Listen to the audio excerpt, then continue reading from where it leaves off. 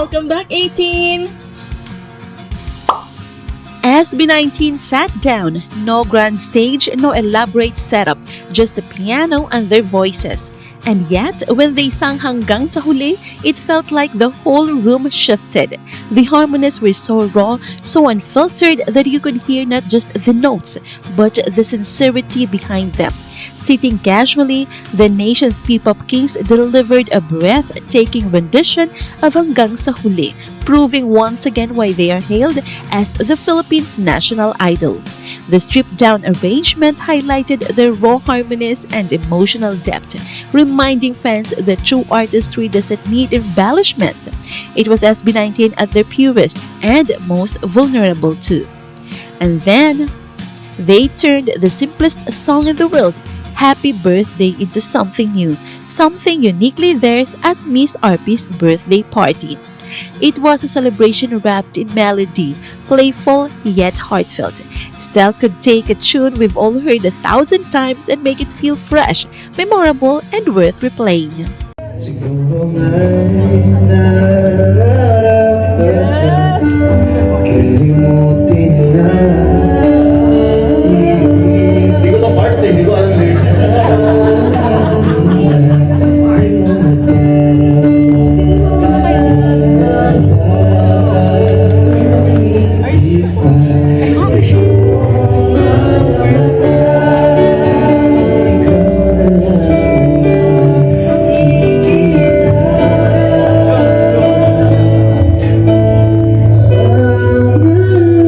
Siguro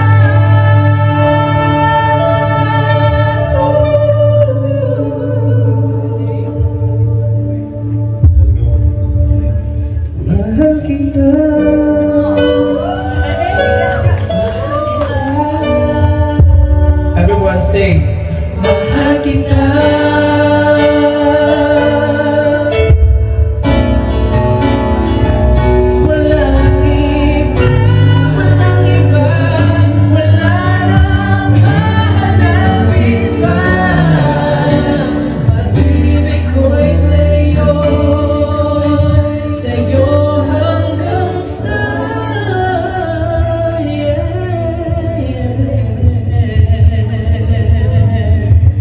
huli.